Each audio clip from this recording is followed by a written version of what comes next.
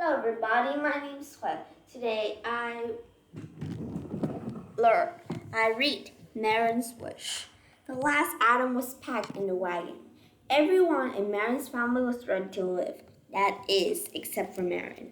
Marin and dog Missy got lost yesterday. Marin went to bed knowing that if Missy did not show up by morning, she would be left behind. Marin had looked one last time, hoping that Missy was hiding somewhere, but now it was time to go. That night, her family stopped to build a fire for dinner. Marin didn't eat much dinner and was having a hard time getting to sleep. Tears kept coming. Before long, her brother Benjamin called for their pa. Pa! Called Ben. What is it? Asked Pa. I don't know, but it looked like a wolf, he answered. Marin's heart gave a beat and she froze with fear. The wolf has probably eaten Missy. Marin's pa grabbed his rifle and stepped outside. He too saw the gleaming eyes of in the distance. He knew that if he did not shoot the wolf, he'd follow them and try to attack at night. Marin poked her head out the wagon. She watched in fear as her pa cocked the gun. Just then she heard a family whimper. Pa! It's Missy! Marin jumped from her perch and ran to the eye in the dark. Sure enough, it was Missy. She was a big raggle at home. How on earth? Asked Pa. A smile crept across Marin's face as she hugged Missy. Story questions. Which following statement is not true in the story?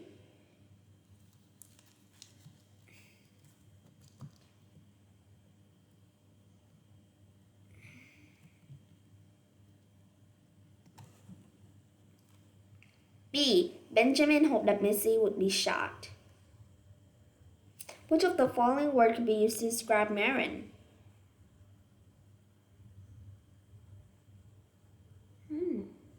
Why does Missy get confused with a wolf in the story?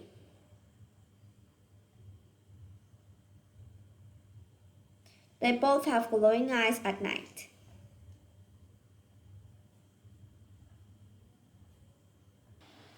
The uniform. Evan climbed to the top of the mountain. He has been with a group of Union soldiers all day.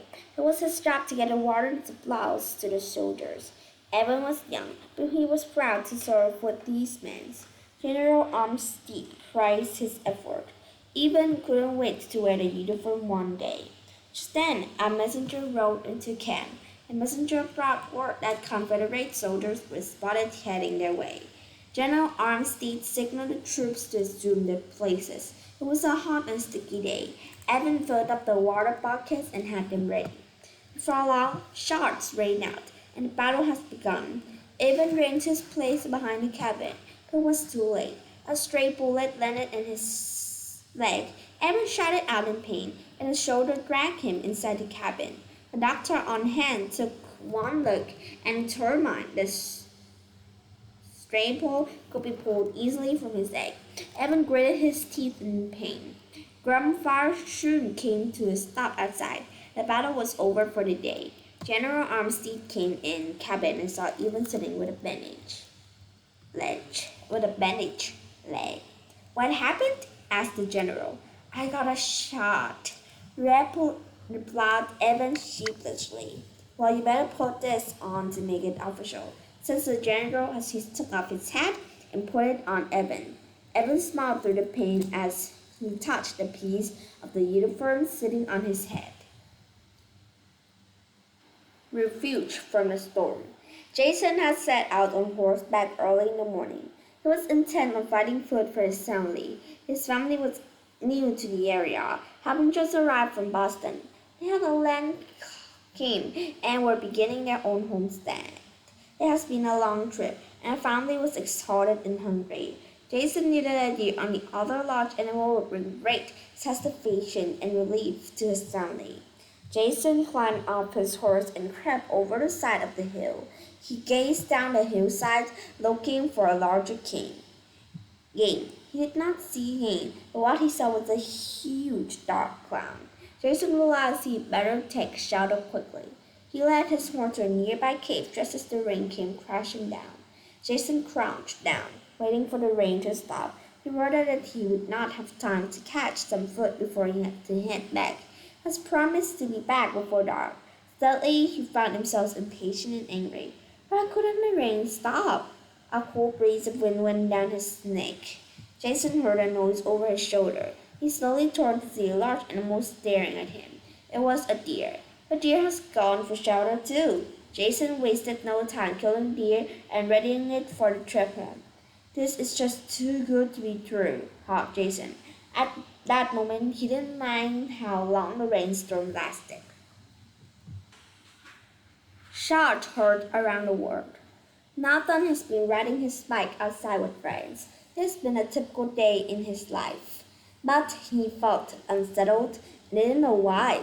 His favorite team, the Dodgers, had just won the World Series. He waved goodbye to his friend David and wheeled his bike up the steps. He opened the door and walked inside. He could hear the television playing in the background. His entire family was sitting around the set.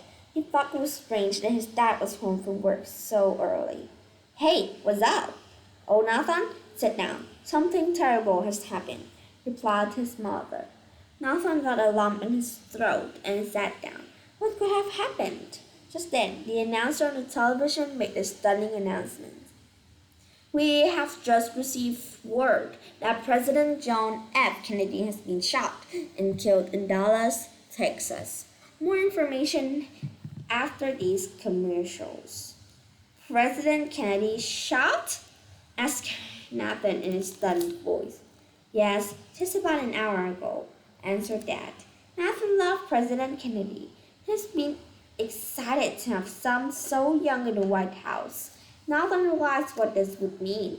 He ran upstairs to grab his book about the United States. He wanted to know exactly who would become president next. Nathan read about how the vice president would become president and looked up more information about Lyndon B. Johnson. Nathan whipped his eye and went downstairs to talk with his family.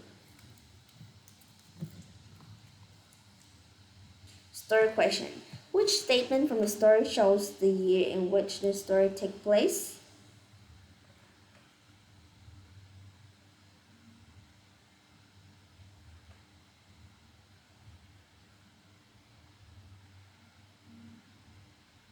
What's the meaning of the word stunned as used in the story? Be wilder. Which of the following statements contained information shared in the story?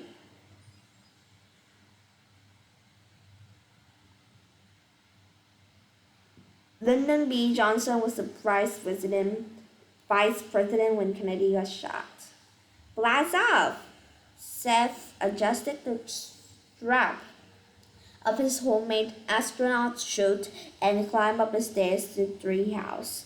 Sam was an avid astronomer and loved to explore the outer world. He has convinced his friend Tim to help him build a spacecraft that would make it to the moon. The boy has spent weeks on the project, but Seth was sure it could be done. Tim wasn't so sure. The boys had heard about the space race in school. They didn't think that the United States government was doing enough to win the space race, and they were determined to do their part. Tim was upset about the number of days it was taking to put the manifolds together. The boys were competitive, and they could feel the intensity of the situation gaining on them. Just then, Seth's mother called from the house. Seth, Stewart, come here. You have got to see this. Seth and Tim hurried down the makeshift ladder and through the door. Blaring on television was the announcement that Neil Armstrong has just been the first president ever to walk on the moon. Seth and Tim simultaneously, oh man! It's no use, Seth. It has been done. Someone else beat us to the moon, said Tim. Seth then skipped a beat and said, come on, team. We've got work to do. Let's go try the best to be first on Mars.